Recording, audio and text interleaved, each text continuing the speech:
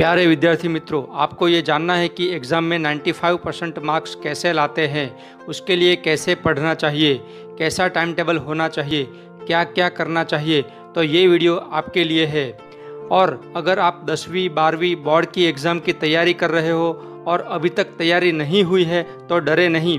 इस वीडियो को पूरा देखकर इसमें बताए सभी 25 पॉइंट्स को अपनी बुक में लिख ले और इसी प्रकार से तैयारी शुरू कर दे। दोस्तों, इन सारे पॉइंट्स को आप अगर स्ट्रिक्टली फॉलो करोगे तो 95% लाने से आपको कोई नहीं रोक सकता। आइए तो देखें point number 1, make time table.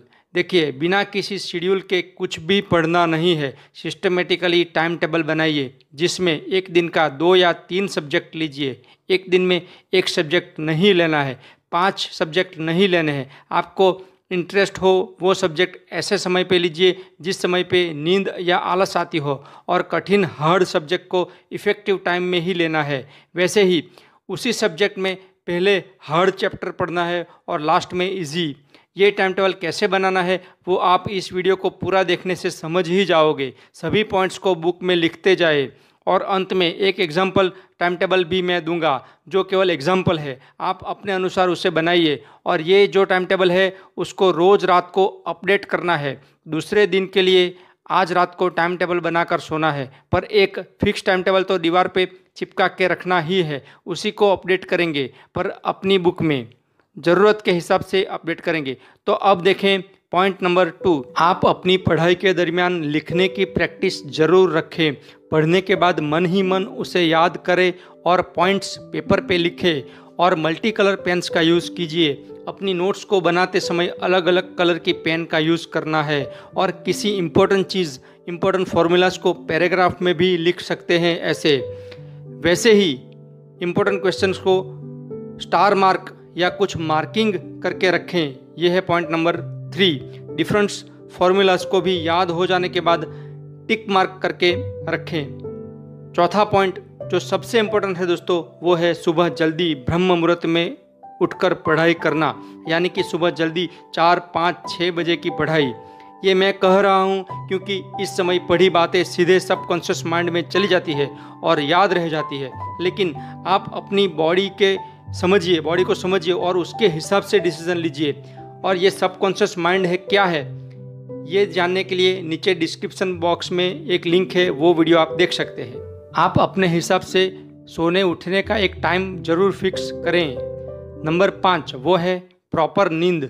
हाँ जी, आपको रोज़ की 6 से 8 घंटे की नींद तो लेनी ही है ताकि आपके ब्रेन को भी आराम मिले और कार्यक्षमता भी बढ़े। लेकिन यहाँ एक चीज़ याद रखें, 6 घंटे कम से कम सोना ही है, 6 घंटे से कम नहीं सोना है और 8 घंटे से ज़्यादा भी नहीं सोना है। पर कितना सोना है वो आप डिसाइड कीजिए। नंबर 6, अपनी पाठ्य पुस्तक यानी NCERT की बुक को ज़रूर पढ़ें। बाकी बाहर की रेफरेंस बुक्स पढ़ सकते हो या नहीं पढ़ो, ये आपकी मर्जी, पर NCERT बुक ज़रूर पढ़ें। नंबर 7, और एक इम्पोर्टेंट बात है आपका खाना। जी हाँ, बिल्कुल, आपका खाना लिमिट में खाए।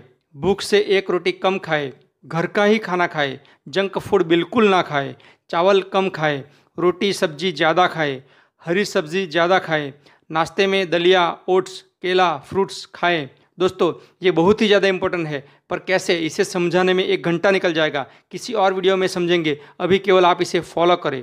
नंबर 8, जिस तरह खाने की क्वालिटी और क्वांटिटी बहुत इम्पोर्टेंट है, वैसे ही फिजिकल एक्सरसाइज भी बहुत ज़्यादा इम्पोर्टेंट है। इस फिजिकल एक्सरसाइज से आपकी बॉडी में ब्लड सर्कुलेशन इम्प्रूव होता है और आपके दिमाग को अच्छा ब्लड मिलने से फ़ायदा होता है।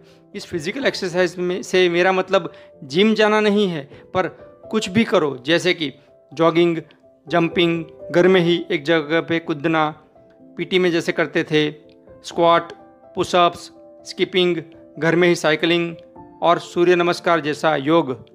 एक चीज़ का 20-20 के 3 सेट ले सकते हो। शुरुआत कम से ही करें, फिर टाइमिंग को धीरे धीरे बढ़ाएं, पर ज़रूर करें। नेक्स्ट है पॉइंट नंबर 9, कुछ कठिन क्वेश्चंस पढ़ने के बाद अपने मम्मी पापा से या किसी अड़ोस पड़ोस वाले पढ़े लिखे व्यक्ति के सामने खुद की टेस्ट करवाएं, क्वेश्चन आंसर करवाएं।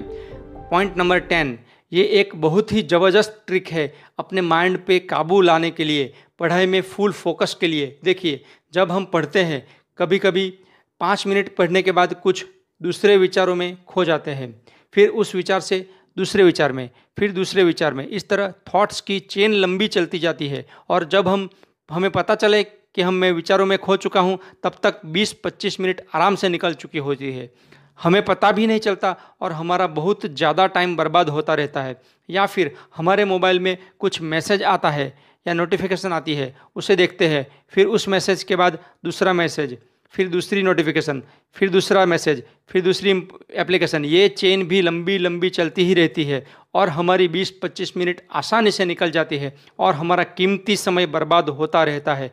पर घबराए नहीं, इस समस्या का समाधान है हमारे पास। एक तो अपने मोबाइल या टैबलेट की सभी एप्लीकेशंस की नोटिफिकेशंस को बंद कर देना है, ऑलवेज ऑफ ऑल नोटिफिकेशंस। दूसरी, ये एक ऐप आपको अपने मोबाइल में डाउनलोड करनी है, ये है प्रोमोडोरो ऐप। इस प्रोमोडोरो टेक्निक से आप आसानी से अपना समय बचा लोगे। इस ऐप में हम अपनी मर्जी से टाइमर लगा सकते हैं। फॉर एग्जांपल, मैंने कंस्टेंट स्टडी के लिए 25 मिनट्स का अलार्म सेट किया और 25 मिनट के बाद वो बजेगा। फिर आपको जगह से उठ जाना है, हल्के फुल्के हाथ पैर हिलाकर वाटर या वॉशरूम जाकर जैसा काम कुछ भी हो वो निपटा के फिर 5 मिनट में वापस पढ़ने बैठ जाना है। ये 5 मिनट का रेस्ट का भी टाइमर उसमें सेट होता है, मतलब 25 मिनट पढ़ाई, फिर 5 मिनट रेस्ट, फिर 25 मिनट पढ़ाई, फिर 5 मिनट रेस्ट। ऐसा टाइमर इस एप्लीकेशन में या अपने अनुसार टाइमिंग को इस एप्लीकेशन में लगाकर आप पढ़ाई करने बैठें। ये आपको अदर डिस्ट्रैक्शंस से बचाएगा और पढ़ाई में फोकस बनाए रखने में आपकी सहायता करेगी ये ऐप। तो अब देखते हैं अगले 5 पॉइंट जो एग्ज़ाम की प्रिपरेशन या एग्ज़ाम रिलेटेड है। पॉइंट नंबर 11, बोर्ड एग्ज़ाम की प्रिपरेशन में बहुत ही ज़्यादा इंपॉर्टेंट है। याद रखिए, प्रीवियस ईयर्स आर एवरीथिंग। पुराने 3 साल के या 5 साल के बोर्ड के क्वेश्चन पेपर्स आप ज़रूर सॉल्व कीजिए। और इस पेपर को सॉल्व करने के लिए बहुत ही ज़्यादा इंपॉर्टेंट चीज़ है 3 आवर्स। आप खुद ही एग्ज़ाम लीजिए, अपने खुद की घर में ही एग्ज़ाम का एटमॉस्फेयर बनाइए और 3 घंटे में पेपर सॉल्व करने की ट्राई कीजिए। मतलब प्रैक्टिस पेपर को ऐसे करिए कि आप फाइनल बोर्ड एग्ज़ाम दे रहे हो। इसका साइकोलॉजिकल रीज़न ये है कि आपका ब्रेन अचानक बोर्ड की एग्ज़ाम में बैठकर डरेगा नहीं। आपके ब्रेन को पहले से आदत डाल देनी है ताकि एग्ज़ाम हॉल में घुसते ही ये भूले नहीं। इस टेक्निक से सही बताता हूँ, आप बहुत ही ज़्यादा याद रखकर 3 घंटे में एग्ज़ाम हॉल में पूरा पेपर आसानी से कंप्लीट कर पाओगे। नंबर 12, एग्ज़ाम में पेपर में राइटिंग स्किल बहुत इम्पोर्टेंट है। राइटिंग स्किल का मतलब आप प्रेजेंटेशन कैसे करते हो, आंसर को कैसे सिस्टमेटिकली समझाते हो, ये है। बहुत ही ज़्यादा इम्पोर्टेंट है ये, ना कि आपका हैंड राइटिंग। आपकी हैंड राइटिंग इतनी ज़्यादा इम्पोर्टेंट नहीं है जितना आपकी प्रेजेंटेशन स्किल। ये बराबर अच्छे से समझ ले। Hand writing is not equal to writing skill और प्रेजेंटेशन स्किल। अब आगे नंबर 13, एग्ज़ाम में अगर आपको कोई क्वेश्चन का पूरा आंसर नहीं आता है तो ध्यान दे, अच्छे से सुने। पूरा आंसर नहीं, लेकिन कुछ कुछ तो याद आ रहा है, तो यहाँ पे आपको क्या करना है, आंसर को इलॉबरेट करना है। जो कुछ याद है उसे पहले कुछ लाइंस में लिखें, फिर जो भी संभवित है उसे अंदर लिखते जाएं। लिखावट को लंबाएं, आंसर को बड़ा बनाने की कोशिश करें। ये बहुत इम्पोर्टेंट है। ये एक ट्रिक है, आपको जिसका आंसर अच्छे से आता है उसके लिए भी ये लागू होता है। आंसर को इलैबोरेट करना ये एक कला है जो ज़रूर सीखें। केवल पॉइंट्स लिख के छोड़े नहीं, पूरा पूरा सेंटेंस भर भर के लिखें। अब देखें नंबर 14, एग्ज़ाम हॉल में पेपर लिखते समय डोंट फॉलो सीक्वेंस। मतलब कि जो भी आपको अच्छे से आता है तो उसे आप पहले लिखें, बाद में कठिन वाला लिखें। सीक्वेंस यानी कि ABCD में लिखने की ज़रूरत नहीं होती है। ABCD की जगह आप BDCA भी लिख सकते हैं, लेकिन एग्जामिनर को अच्छे से समझ में आए ऐसा हेडिंग बना के लिखें, जैसे कि question 1, part A, part B, और कुछ मल्टीपल कलर पेन का भी यूज़ कर सकते हैं। नंबर 15, देखें, ये जो प्रीलिम्स एग्ज़ाम होती है, प्री बोर्ड एग्ज़ाम्स, उसके परिणाम से डरे नहीं। ये एक्चुअली बहुत टफ बनाए होते हैं ताकि आप और अच्छी तरह मेहनत करो बोर्ड के लिए। इसको चेक भी बहुत हार्ड करते हैं, जबकि बोर्ड फाइनल एग्ज़ाम में आपके क्वेश्चन पेपर को इतना हार्ड चेक नहीं करेंगे। ये आपको डराने के लिए होता है कि इसकी वजह से आप और बाकी 1 महीने अच्छे से मेहनत करें। आइए अब देखते हैं कुछ माइंड पावर रिलेटेड टेक्निक्स आगे 10 पॉइंट में इसी का यूज़ किया है। तो देखिए पॉइंट नंबर 16, जब आप पढ़ाई कर रहे होते हैं तब उसे पूरा ऐसे ही न लिख के शॉर्ट नोट्स बनाइए, कुछ फ्लैश कार्ड बनाइए। शॉर्ट नोट्स यानी आपने जो पढ़ा उसके पॉइंट्स लिखकर प्रैक्टिस करना है, और फ्लैश कार्ड यानी आपको पेपर के ऊपर कुछ लिख के उसे दीवारों पे चिपका देना है। आपको कोई फॉर्मूला याद नहीं आती है तो उसे एक पेपर पे लिखे दीवार पे चिपका दें और रोज़ एक बार उसे पढ़ें। पावर ऑफ रिपीटेशन से ये आपके सबकॉन्शियस माइंड में घुस जाएगा और वो एग्ज़ाम में याद आ जाएगा। इस फ्लैश कार्ड पे इंग्लिश के वर्ब्स हो सकते हैं, हिस्ट्री के ईयर्स हो सकते हैं, विबग्योर जैसा कि violet, indigo, blue, green, yellow, orange, red की जगह हमने लिखा विबग्योर, जैसे शॉर्ट फॉर्म्स हो सकते हैं। इसे ज़रूर अपनाएं। अगर ये समझ में नहीं आया तो मुझे नीचे कमेंट करके बताइए, मैं समझाने की कोशिश ज़रूर करूँगा। अब देखें नंबर 17, वो भी फ्लैश कार्ड जैसा ही है, वो है माइंड मैप। माइंड मैप में आप बड़े बड़े आंसर को अपने अनुसार कुछ ड्रॉ करके कुछ पॉइंट लिखकर दीवार पे चिपका सकते हैं। यहाँ पे names of body parts, geography, pictures, map वगैरह हो सकता है। यहाँ पे और एक चीज़ आप ये कर सकते हो कि आपका ड्राइंग अगर अच्छा नहीं है, जल्दी नहीं हो पाता है, तो रोज़ 30 मिनट आप उसे ड्राइंग के लिए निकालिए, क्योंकि कुछ फिगर्स ऐसी होती है जो आपके एग्ज़ाम में क्वेश्चन का आंसर देने के लिए कंपलसरी होती है। तो आप लगातार 10 बार ड्रॉ करेंगे, 20 बार ड्रॉ करेंगे तो वो याद रह ही जाएगी और वो भी आप फास्ट बना दोगे एग्ज़ाम में। देखिए नंबर 18, जैसे कि मैंने पहले विबग्योर का एग्जाम्पल दिया, वैसे ही कीवर्ड याद रखें। कीवर्ड्स, पूरी डेफिनेशंस को रट्टा नहीं मारे, खुद अपनी क्रिएटिविटी से आंसर के कीवर्ड्स बनाइए। Number 19, utilise your time totally. आपकी एग्ज़ाम नज़दीक है तो समय का पूरा उपयोग कीजिए, बिल्कुल समय ना गंवाएं। खाली टाइम में आप मेमोराइज करिए। फॉर एग्ज़ाम्पल, आप टॉयलेट में हो, वॉशरूम में हो, वॉकिंग कर रहे हो, तब जो कुछ पढ़ा है उसको याद करते रहें। नंबर 20, पढ़ते समय अपने खुद की स्टाइल में आप नोटेशन बनाइए। अपनी मातृभाषा में भी लिख सकते हैं ताकि जल्दी याद रह जाए।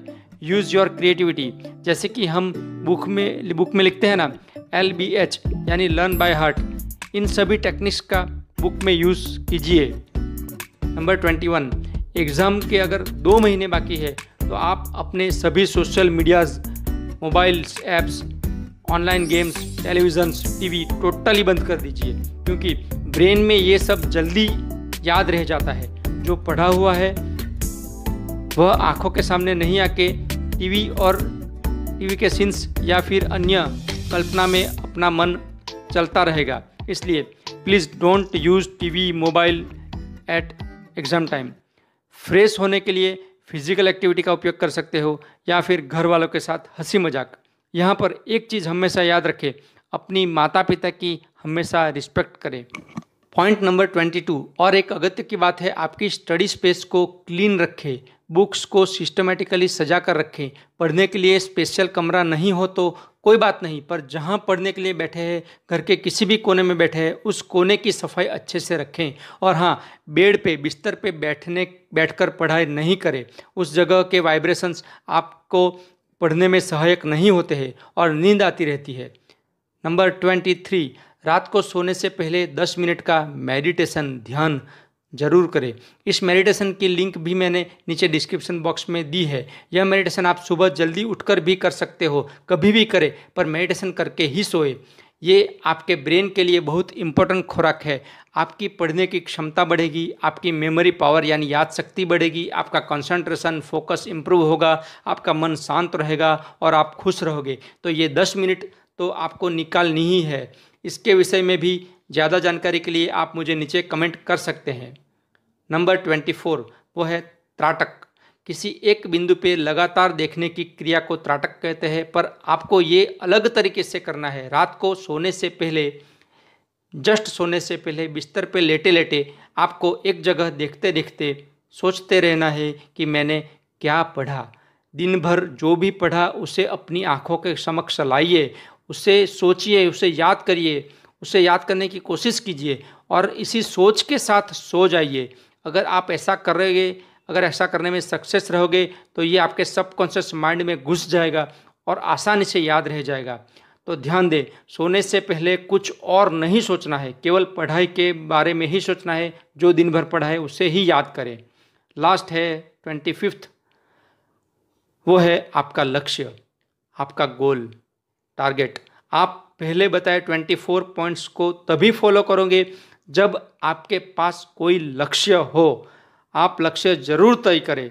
उदाहरण के लिए मुझे Indian institute of technology Bombay में एडमिशन लेना है और मुझे बोर्ड की एग्ज़ाम में 95% स्कोर लाना है। यह मेरा गोल है। इस गोल को अच्छे से बड़े पेपर पे लिखकर घर की सभी दीवारों पे रखें। बेड के सामने ही दीवार पे चिपका दीजिए। सुबह उठते ही उसे देखें। गोल सुबह उठते ही अपने आंखों के समक्ष दिखना चाहिए। देखो बच्चों, ये गोल यानी लक्ष्य तो आपको बनाना ही पड़ेगा। वो भी आज ही, अभी बनाए। बिना किसी लक्ष्य के तो जानवर जीते हैं। हमें भगवान ने इंसान क्यों बनाया है, हमें अलग से विकसित बुद्धि क्यों दी है। ज़रा अच्छे से इस बात को समझो और लक्ष्य के साथ जियो, मज़ा आएगा। जाने से पहले आपको मैंने पहले पॉइंट्स में बताया था कि एग्जाम्पल के लिए टाइम टेबल में दूंगा, तो वो ये रहा, देख लीजिए।